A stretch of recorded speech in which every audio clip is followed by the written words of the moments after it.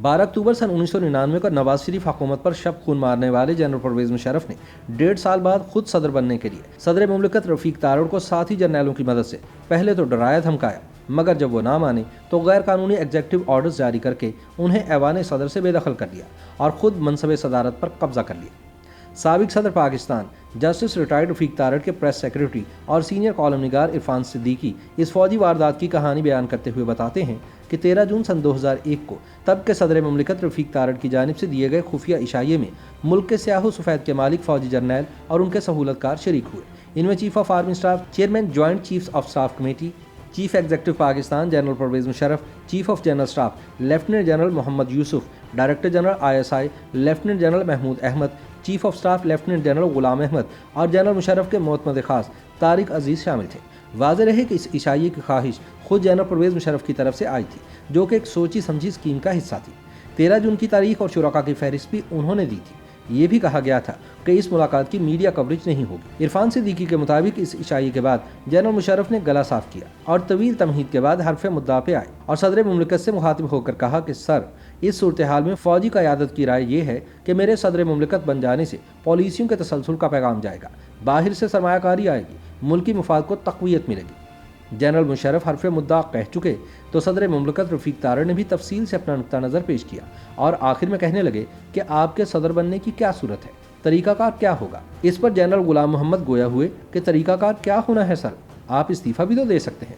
सदर के लहजे में थोड़ी तुर्शी आ गई। बोले, जनरल साहब, मैं किसी इनकलाब के ज़रिए या किसी का तख्ता उलट कर सदर नहीं बना, मैं मुंतखब असम्बलियों से रिकॉर्ड वोट लेकर यहाँ आया हूँ। इस मौके पर सदर मुमलिकत को टोकते हुए chief of general staff general Yusuf बोले, तो क्या आइन आपको इस्तीफे की इजाज़त नहीं देता? ये सुनकर सदर रफीक तारड़ के लहजे की तुर्शी तलखी में बदल गई। उन्होंने कहा, जी आइन इजाज़त देता है, मगर आपने असम्बली छोड़ी है, ना स्पीकर। आखिर मैं अपना इस्तीफ़ा किसे पेश करूँ?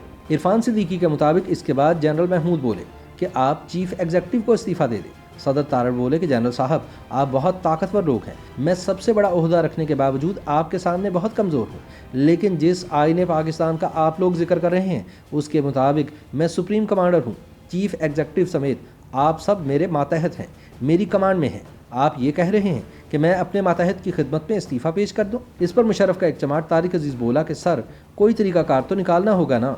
इस पर सदर तारड़ ने कहा कि तरीक़ाकार निकालना मेरा नहीं, आपका दर्द सर है। फिर सदर मुमलिकत हतमी अंदाज में बोले कि आखिरी बात सुन लें, मैं इस्तीफ़ा नहीं दूंगा। अगले रोज़ जनरल महमूद ने पैगाम दिया कि जनरल मुशर्रफ दौरे भारत से पहले 20 जून को सदारत का हलफ ले रहे हैं, बेहतर होगा कि आप इस्तीफ़ा दे दें। मगर सदर तारड़ ने फिर साफ इनकार कर दिया। इरफान सिद्दीकी के मुताबिक 20 जून की सुबह से ही सदर की रिहाइशगाह समेत पूरा ऐवान सदर मुहासरे में ले लिया गया।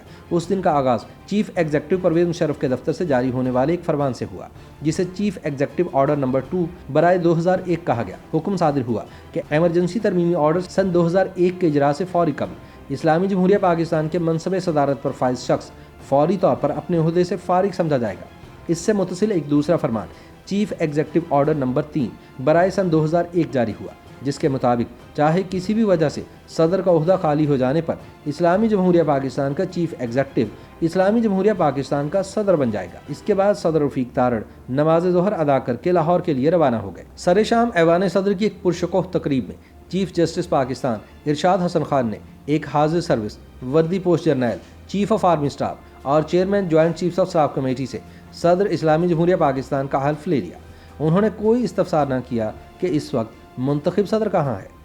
इरफान सिद्दीकी के मुताबिक ये ओहदा कैसे खाली हुआ, एक बावर्दी जर्नैल कैसे सदर बन सकता है, ऐसी बातें, घातें और वारदातें पाकिस्तान के मामूलात का हिस्सा हैं। सो तकरीब में शरीक ज़ीवकार मेहमानों में से किसी के माथे पर तहय्युर की कोई शिकन न उभरी। ये पाकिस्तान की सियासी तारीख में कोई अनोखा वाक़या ना था, क्योंकि पाकिस्तानी कौम मुल्क के क़याम से आज दिन तक वसी तर कौमी मफाद और नज़रिया ज़रूरत के दो पार्टों में पिस रही है। सन 1953 में नीम मफलूज गवर्नर जनरल गुलाम मोहम्मद ने ताकत के देवताओं की आशीर्वाद से वज़ीर आज़म ख्वाजा नाज़मुद्दीन को खड़े खड़े घर भेज दिया था। ख्वाजा साहब जब गुलाम मोहम्मद की गालियाँ खाकर निकले तो अपनी टोपी वहीं भूल आए। वो टोपी और आने वाले कई वज़ीर आज़म की टोपियाँ, दस्तारें और दुपट्टे गुलाम मोहम्मद के रूहानी वरसा के मालखाने में पड़े हैं।